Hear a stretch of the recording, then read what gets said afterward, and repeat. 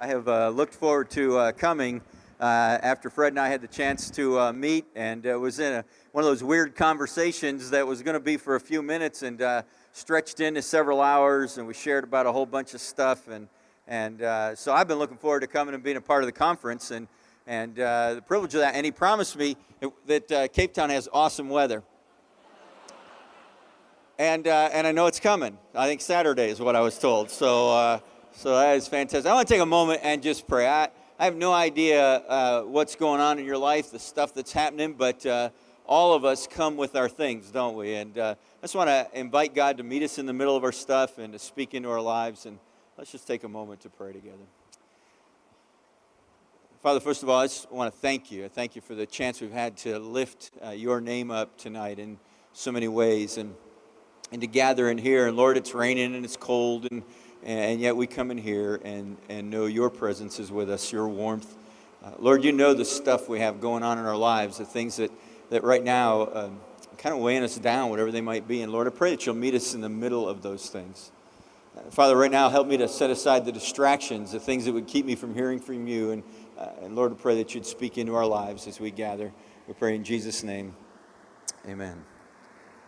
I travel a fair share and end up on a lot of airplanes, and so I'm not one of those guys who is a nervous flyer at all. In fact, sometimes for me, I'll get on a plane, I'll start reading a book or the newspaper, and all of a sudden I'll realize we're flying. We got in the air somehow, and I hadn't even paid attention to that. And I was on a cheap airline for a while that I was flying from Florida in the U.S. up to Cincinnati, where I was working for a company there. I was a pastor of a church, associate pastor, and working for this company, and I was commuting. I would leave on Sunday nights from Fort Myers and fly up to Cincinnati, Ohio, and return back on Thursday.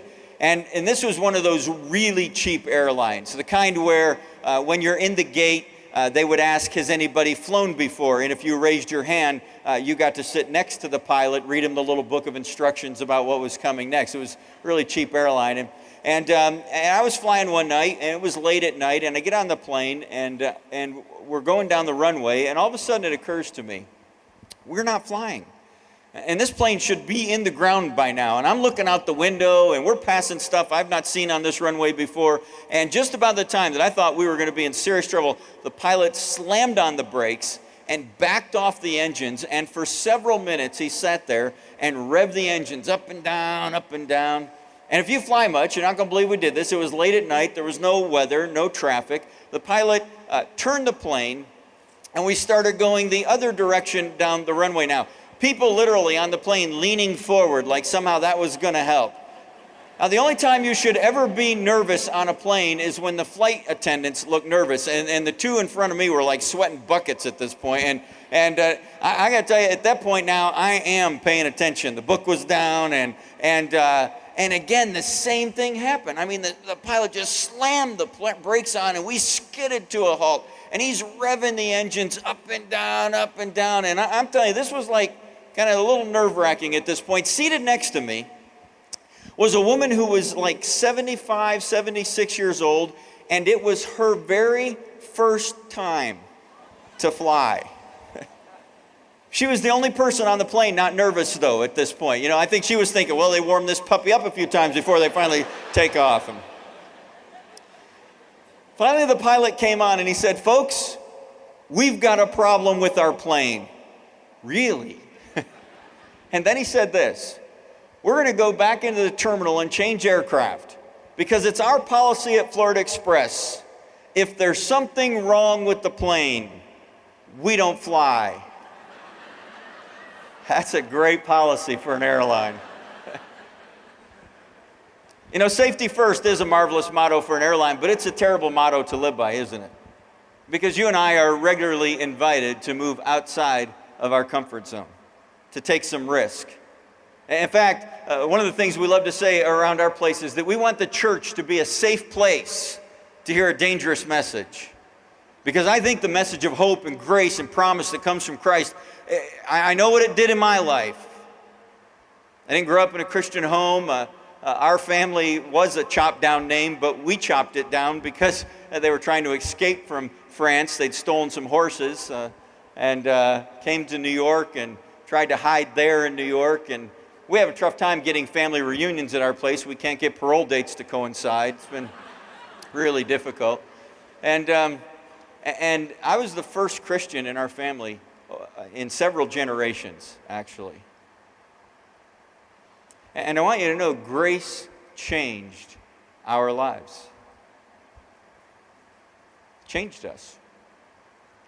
My mom grew up in pretty dysfunctional circumstances, mostly in foster homes. Her mom ran away and joined the circus when she was 16. I realize now that my grandmother probably was running from something or to something. My grandmother was married 8 or 9 times, didn't get divorced that many times. I was regularly meeting new grandfathers, along the way. And my dad, it's very similar circumstances, stable household marriage-wise, but just a lot of dysfunction. His family moved 14 times by the time he was 13 years old. And so I watched them. They were good people. We had no connection to God, and literally in our family, no interest in that.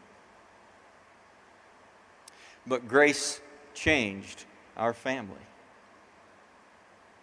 I became a believer. My folks became believers. My sister, 2 years younger than me, became a Christ follower. I baptized my dad's parents, my grandparents, my grandmother, my mom had reconciled with, came to Christ. I have some aunts and uncles and cousins who've come to Christ. Grace changed our lives. God did something to change our hearts. And when we stood in a cemetery to bury my sister, who at the age of 18 was killed by a drunk driver just a week before Christmas, I am so grateful for the church that stepped outside of itself so I could find hope and grace. It changed us, changed our family. That's what God does, doesn't He? In a lot of different places, in a lot of different ways. He wants us to know that grace. But when we do, then He's going to invite us outside of our comfort zone. I always thought Jesus was a bit schizophrenic in some of the things He said. There's that wonderful verse in Matthew, "Come to me, all you who are weary and heavy burdened, and I will give you rest." I love that passage. I want that. I want rest. Don't you want rest? Don't you want someone to help you with your burdens? Isn't that a wonderful idea? You get this picture of Jesus, come to me, come to me. And as soon as you get there, He kind of hugs you, pats you on the back, and then says, go. Come, go. And that's the message for the church today. We come, we gather. And this matters a great deal for us to come. In the next 3 days, I know God wants to do something in you and through you and with you. Come. Go. Gather and scatter. Gather and scatter. When I first started reading the Bible, there were times that I thought, I'm from New York, and so I'm a bit of a skeptic anyways, and really I've always wrestled with doubt stuff, and I would read some of the things in the scripture, and I go, I just wish they would have told us more. I'm sure we didn't get this right. I'm sure there's a part of the story we're missing. John chapter 5 is one of those. It's a wonderful scene. Jesus and His followers, the disciples, are coming in to the city of Jerusalem, and they come through, the scripture says, by the sheep gate.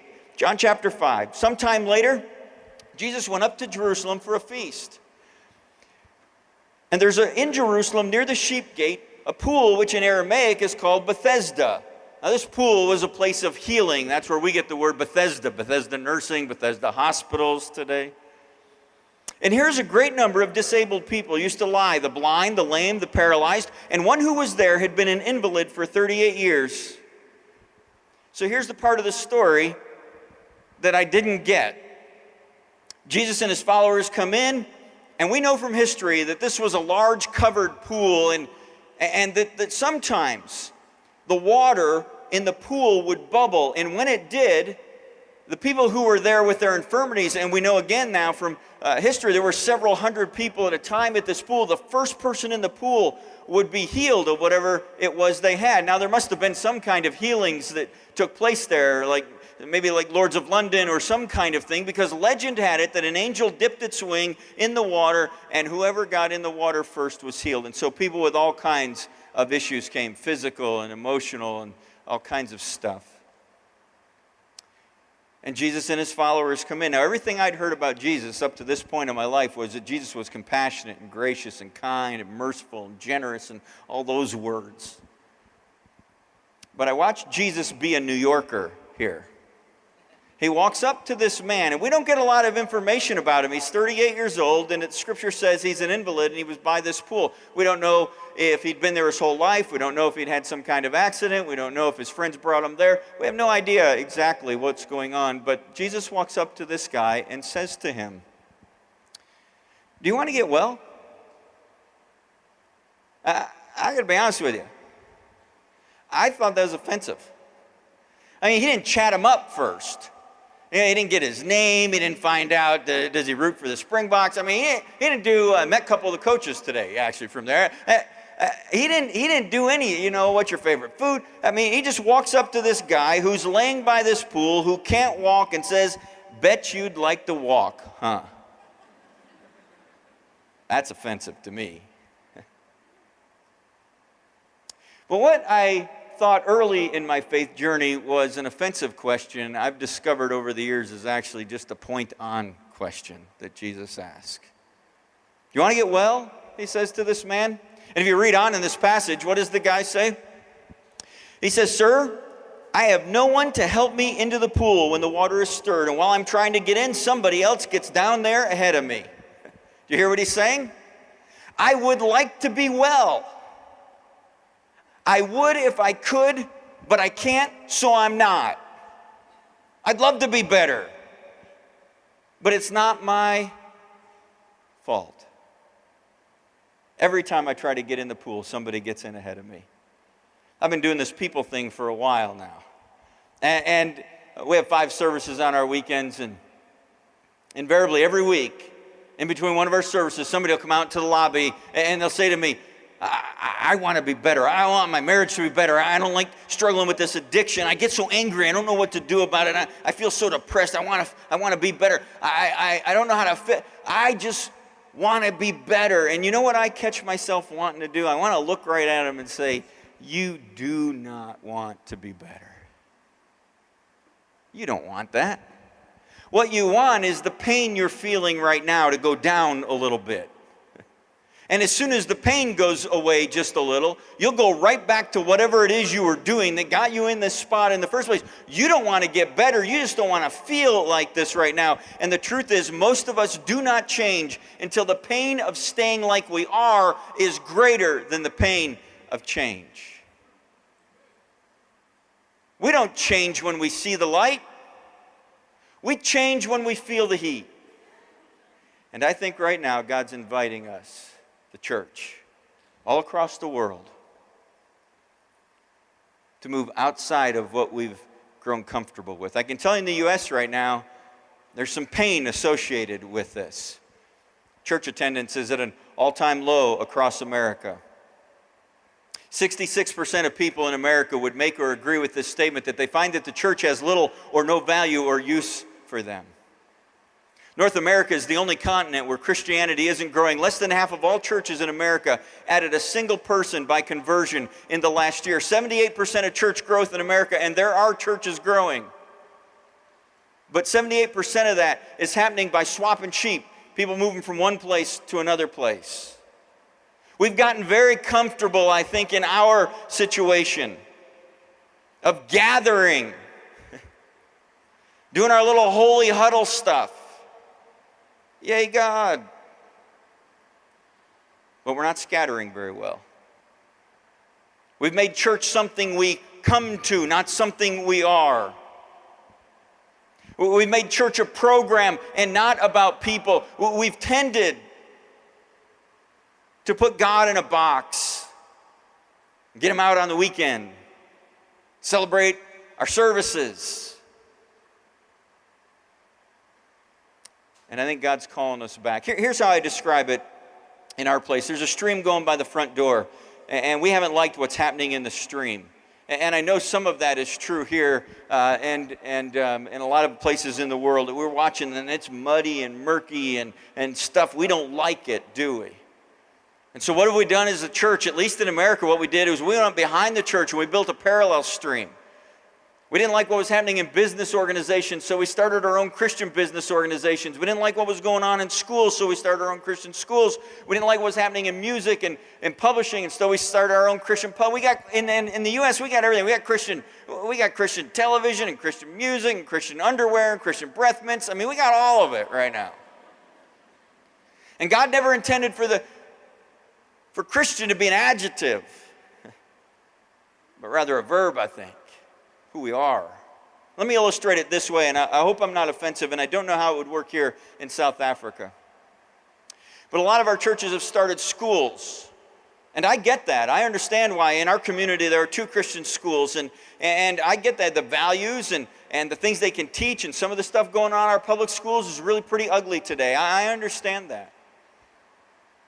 We got asked to start a school, and we just decided, no, we won't. And in fact, let's get plugged into the public schools. And here's why, because here's what I realized over the last 6 or 7 decades we've done in the U.S. in ways we didn't understand or realize or intend to do. We backed up out of that stream going by the front door. We backed up and backed up and backed up and backed up, and we have so little voice. When we started our own schools, what did we do? We took Christian parents and Christian kids and Christian teachers and Christian coaches and Christian administrators and bus drivers and lunchroom staff, and we pulled them out of the public school and we started our own stuff, and we said to the public schools, go to hell. I realize that's an overstatement. But if the church continues to back up and back up and back up and back up, pretty soon we no longer have the relational connection. So as a church, we decided 16 years ago to get in the stream that was going by the front door. When I went to our church, it was a very traditional church, a 100-year-old church. We celebrated our 100th anniversary 6 weeks after I went there. They had some issues going on. I was 31 years old and had no idea what I was doing, and they invited me in. And our church started growing. We started reaching people. 85% of our growth came from people who were coming to Christ, and that's still true for us today. And we went from 400 to 700 to 1,000 to 1,500, and I started worrying about us.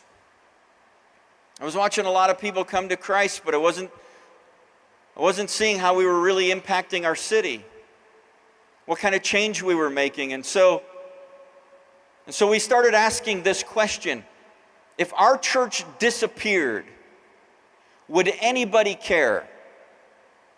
Would anyone notice? If the church, I'm not talking about our building, our facility, I'm not talking about where we met, I'm talking about the church. If the church disappeared somehow, they might miss the big Christmas event we did, and they may miss some of the kids' programming things that we had going on, and some of the sports ministry stuff we were doing, but would they really miss us? And so as a church, we started getting involved, and we decided to get plugged into the public schools and some of the social issues that were happening in our city. And now, as our churches continue to grow, I do believe that we're in a spot in our community where if our church were gone, we provide over half of the foster care adoption homes in our county. The state of Colorado has asked us to run this statewide. I'll share a little bit about that in a moment. We provide over 85% of the mentors in our public school system. We work with most of the single moms in our city. We work with our gang task force stuff. What we've found is that you got to get in the stream if you're going to make any difference.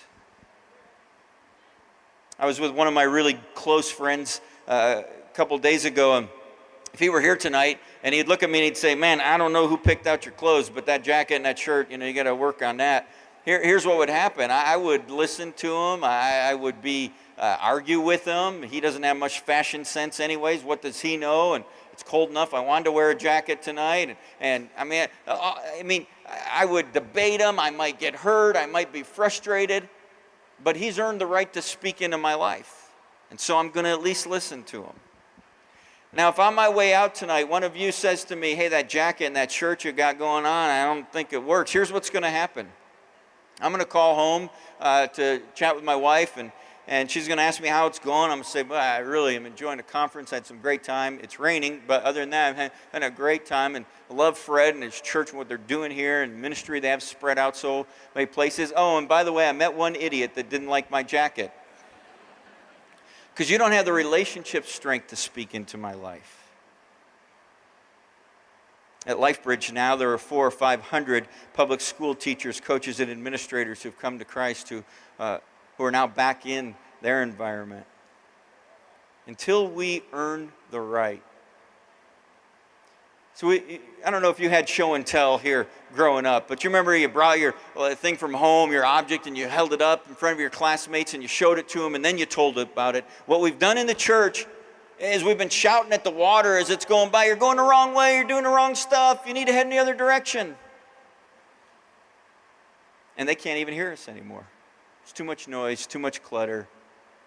And we haven't earned the right. We aren't close enough. And so I've said for us as a church, let's just get in that stream going by the front door. Let's get close enough we can whisper.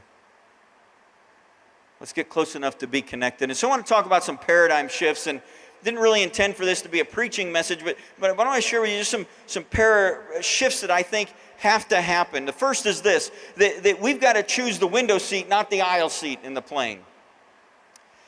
You know why you sit in the aisle seat, right? So when the plane lands and the little light comes on, the bell goes off, you can jump up, grab your luggage, and be off the plane.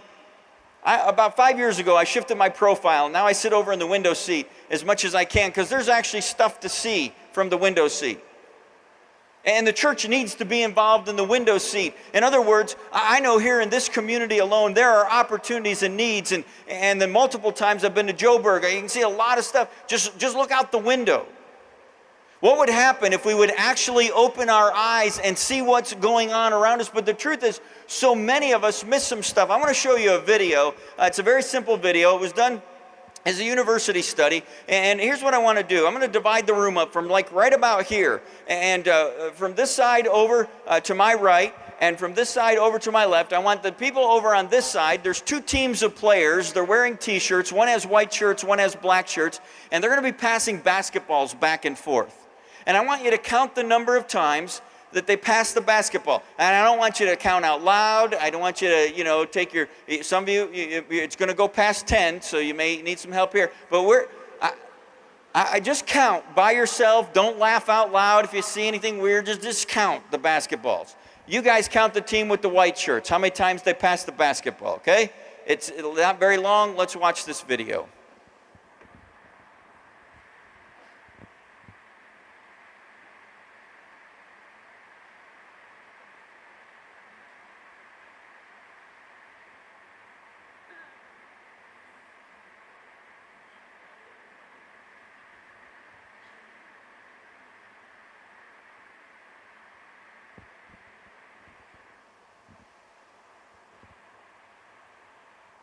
Okay, before you say anything, what I want you to do, and I want you to raise your hands really high, if you did not see the gorilla walk into the middle of the screen and beat on his chest, would you raise your hand, please, and be honest about it?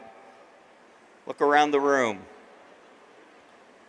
The truth is, researchers have discovered 65% of us don't see it. It's called inattentional blindness. We are so focused on one thing, we don't see other things. Now, just to prove it to you, I'm going to have them roll that video back again, all right? I want you to see he was really there. You're going to watch. This goes on for a little bit. We'll just run that video for me one more time.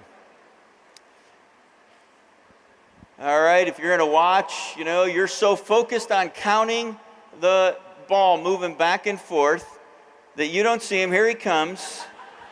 He's on the screen for 9 seconds, and he's leaving now. Again, how many of you did not see that the first time? I think the church has suffered from inattentional blindness. We've been so focused on what we're doing, the things we've got going, what is happening here, that sometimes we miss out on the needs around us. And so the church needs to focus outside of itself. What would happen if we did that? One of our ministers was doing a devotional book with his daughters. They were young at the time. One of my good friends on our staff, and They started praying for widows and orphans. They got to that section in the Bible, and so they started praying for orphans. And where are the orphans? For us, they're like in Haiti or the Ukraine, other places, right? And in the U.S., we don't really have a lot of orphans. We don't have orphanages anymore. But they started praying, I wonder if there's any around us. And what we discovered is, he discovered as a family that we have a lot of kids in the foster care system, kids who need a home. And so they started praying about that, and that led them to get involved in being foster parents, and it led him to asking our church to pray about it, and we started getting involved in foster care. And here's the deal. If a child ages out of the foster care system in the U.S., there's an 89% likelihood that they are going to end up homeless, addicted, in prison, or pregnant, or a combination of those four, depending on their circumstances. 89% of the kids who age out of the foster care system. And so as a church, we just went to our county and we said, I wonder if there's anything we can do to help. Now, I live near Boulder, Colorado. Boulder is as liberal as you get. If you want to believe something, come to Boulder. Every fruit and tree and whack and nut lives in Boulder. And we got all that in Boulder. And we have people in Boulder. Colorado is a very unchurched state, and much like where I grew up in New York. But we have people in Boulder that not are they just not interested in church, they are anti-church. They are anti-Christian. We call them ABC people, anything but church. And the lady who led the foster care program in our county was one of those ABC people. She just could see no value in the church. But one of her assistants said, well, maybe we could hold a seminar at their church and they could invite their people, and maybe we might get some more families. They had such a big need. And that was 7 years ago. Last year, she stood up before her peers across the entire state of Colorado and said, we've had something happen that we've never had happen before in the history of social services in Boulder County. We have more homes available than we have kids who need a home. And then she said this, and I don't know how to explain this, but it's because there's this church in Longmont that's been helping us out. And guess what? We did an orphan care weekend last spring, and she comes and she does it a little display and says a word of thank you. I was walking in for our 5th service and she grabbed me and she said, Rick, this is the first time I've been to church. I've been into every one of the messages. I've listened to everything you're saying today, and I don't know what to do with this whole God thing, but something's happening here. You got to get in the stream that's going right by your front door. Maybe if we just opened our eyes to the needs around us. The second thing I think we need to do is that we need to find out what our purpose is.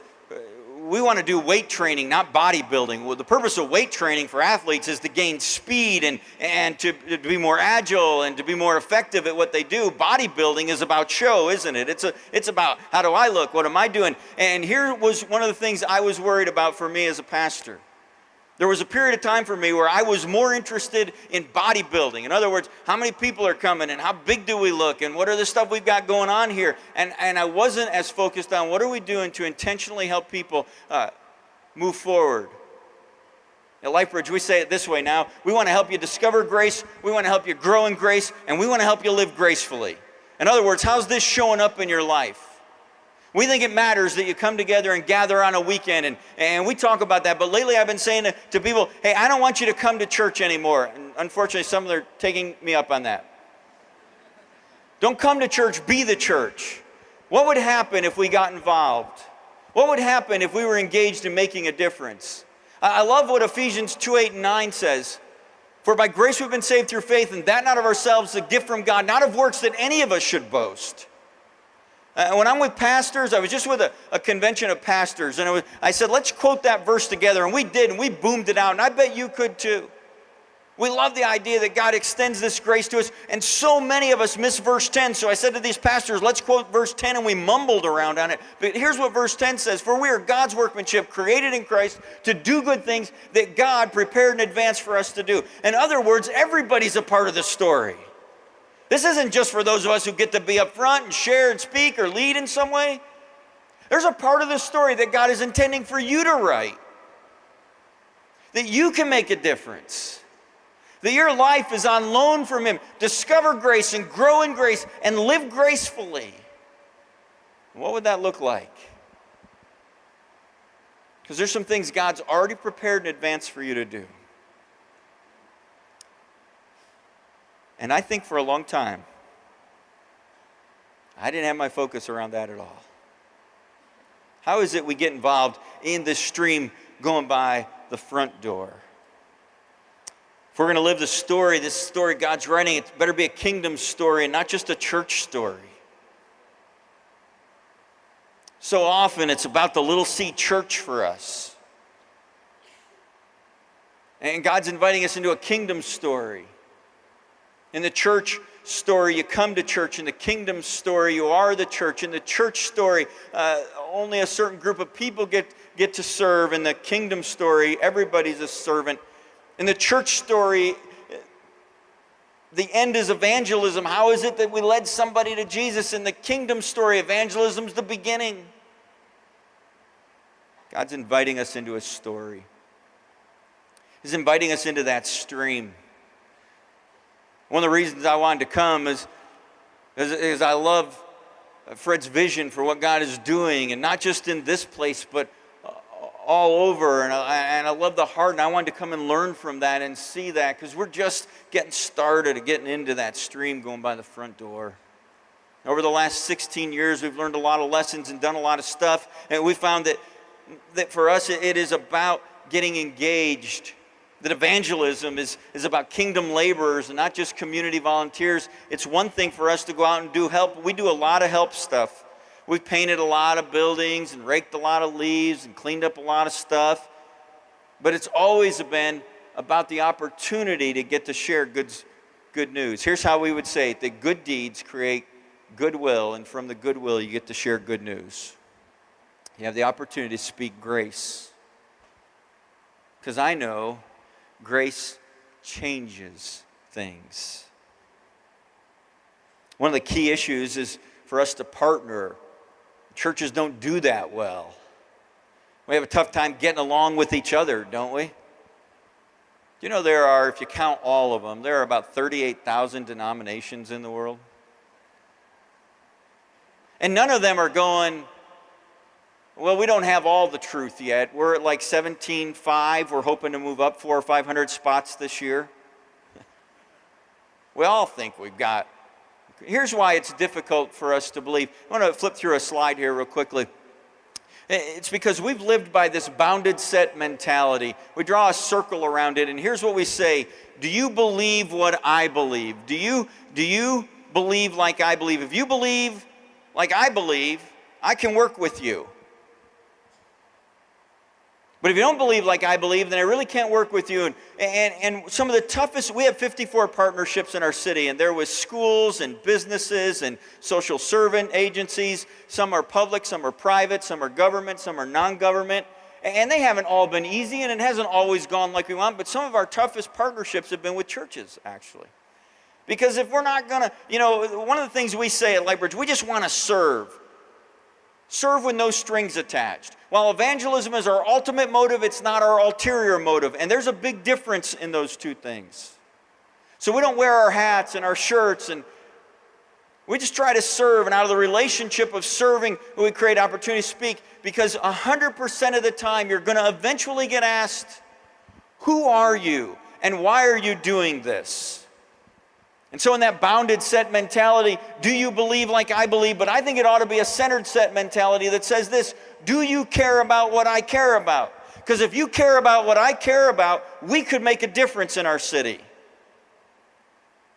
And so we went to the public schools and we said, we'd love to be helpful. How can we help? And our public school system said, man, there's no way. There's, that separation of church and state in the U.S. and you can't be involved. And so then we went to some of the teachers and coaches, and they said, we could just use some help. And so we started sending volunteers over. And for 4 or 5 years, we cleaned up playgrounds, and we painted school buildings, and we provided supervisory help on small ways.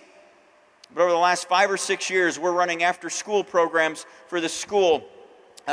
We provide 85% of the mentors in the public school system today. And as a church, we found a great way for us to partner with them, to get engaged there. Do you know if a child in the U.S. can't read at a 3rd grade level by the time they're in 3rd grade, which is somewhere around 10 years old, there's a 70% chance that they're going to drop out of high school. There two states in the U.S., Florida and Arizona, that are planning their future prison populations by the number of third graders that can't read at a third grade level. How many of you think doing prison ministry matters? Some of you are involved in things like that? It's awesome. I agree. How about ministry to homeless people? Anybody think that's a good thing, isn't it? We have 2 crisis pregnancy centers in our area. We partner with them a lot. That's a good thing. Don't you think that? Isn't that a great thing? As a church, we said, maybe we ought to do this Micah 6:8 thing just one step further. Walk humbly with God. The church has done pretty good, I think, in that, trying to help people connect to God, discover His grace, gather. Love mercy, we're good at that. We do a lot of stuff, food and housing and helping people. You all do the same thing. The church, though, hasn't been so hot on that do justice thing. Getting involved further upstream. And so as a church, we said, let's get involved further upstream. And let's get engaged with at-risk kids. Single fastest growing households in America are single parents. 98% of them led by single moms. And so as a church, we just got our business folks together, men and women, and said, here's a big problem. What can we do about it? And we started creating some stuff. And now on Wednesday night, we'll have several hundred single moms who are coming to a Bible study and personal mentoring time. We talked the local university into providing education for any single mom who wanted to upgrade her job skills. We've worked with people to do child care. We have microfinancing. We've worked on housing stuff. Last year we gave 130 vehicles to single moms because their cars are generally falling apart because those kids are at risk in that home. Isn't it a good thing that when we do this foster care thing, that there are some families who take in a kid and love a kid? Isn't that a good thing, don't you think? And isn't it a good thing that that family actually brings some of those kids with them to church and they get to hear about Christ? That's a good thing. And some of those kids get loved for the very first time in their lives, and they come with a boatload of problems and issues and stuff going on in their lives. But you want to know a great thing? We did a baptism event in August, and a couple hundred people were baptized. We set up some pools out in our parking lot, invited people, hey, let's just do this now. We walked out in our clothes. They got in. We handed them a towel and a Bible. Said, have a great day when you go to lunch. Just don't squeak when you walk, kind of thing, with the water coming off. But I stood and watched our church baptize a boatload of single moms and kids who were in foster care, who came to know Christ, got their eternal zip code changed forever.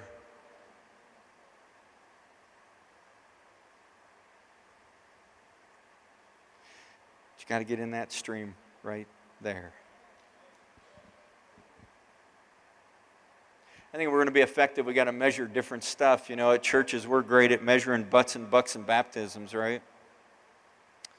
But I think it goes further than that. Let me put up a little diagram we use to try to measure some of the stuff that we measure at LifeBridge, and I'll just end with this slide and story after it. So we've got inputs, and those are all the ministry stuff that happens, staff and facilities and budgets and properties, and those are just some of the inputs. And then there's activities, and those would be all the things that you might call programs or ministries in the life of your church. And then what do? We measure what comes out of that. The next flip up one more, we have those outputs that happen, and that's the number of people who participate in those activities. But we've shoved out further, and we've said this: how much are the outcomes really? How many people are really engaged in having their lives change? Where was some difference in that? And then what's the cumulative result? What's the impact in our community of those changed lives over time? So we do measure. I can tell you, we count what we have in our worship services, and I know how many people are in our small groups, and I know how many people are engaged in serving, but we're also measuring how many of our business people are involved in a thing that we've helped coordinate in our area that's helping business people live at kingdom ethics. And that's not easy to do, and there's some challenge to that. How many single moms are we connected with? How many at-risk kids? How many public school mentors do we have this year? Because I want to know that there is this cumulative effect of changed lives, that something's happening, that we're not just gathering, but we're scattering. When we were signing up for this mentors a few weeks ago, our goal was to get to 300. I think we did hit it, and And one of our ladies that was wanting to volunteer, she walked up and said, well, you know, in the public schools, you really can't talk about God, and you really can't share about the Bible. Am I going to get to talk to one of these kids about Jesus if I do this? And the person signing up had a great response. He said, you know, I don't know if you'll get to in the public schools. When we're in their house, we play by their rules. But I know for 100% certainty, if you don't do this, you won't get to talk to that kid about Jesus. You got to get in that stream. It's going by the front door. And I think God's called the church. And it's happening all over the world today. He's calling the church back into our cities, back into our communities, to gather, but to scatter. Larry Walters was a 33-year-old truck driver. Maybe his whole life he dreamed about flying. He'd never been given the chance, never had the opportunity. And so one day he and his buddies got together in their backyard in Southern California, and they took one of those aluminum lawn chairs, the kind that got the little vinyl straps on them that fray, and they staked it to the ground. Then they bought 30 weather balloons, filled them with helium, and tied them to the chair. Then Larry got in the chair. They tied him in with a rope so he wouldn't fall out. They gave him a CB radio so he could report on what he was seeing when he was cruising around the neighborhood. They gave him a BB gun so when it was time to come down, he could start shooting the balloons one at a time. They gave him some peanut butter and jelly sandwiches in case he got hungry, and a 6-pack of beer, which could be how the whole thing got screwed up to start with because they've been drinking all morning. And then they cut Larry loose, and instead of leisurely floating over his Southern California neighborhood, he shot 14,632 feet through the approach corridor to Huntington Beach International Airport. Can you imagine pilots going, man, what was that? They said Larry started shooting his BB gun as fast as he could. And when he landed, the police were there, the FAA was there. Of course, there were some news reporters there. In the AP Wire story that I picked this off of, one of the reporters said to him, Larry, were you afraid? He said, I was frightened out of my mind. Would you ever do this again? Another reporter asked, and Larry said, not in a million years. And then one reporter asked this question, why'd you do it? And I loved his answer. He said, well, you can't just sit there, can you?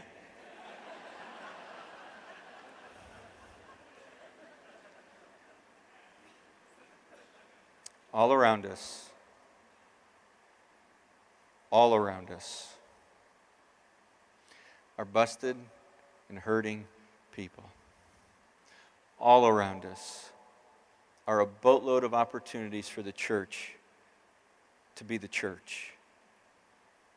All around us are needs.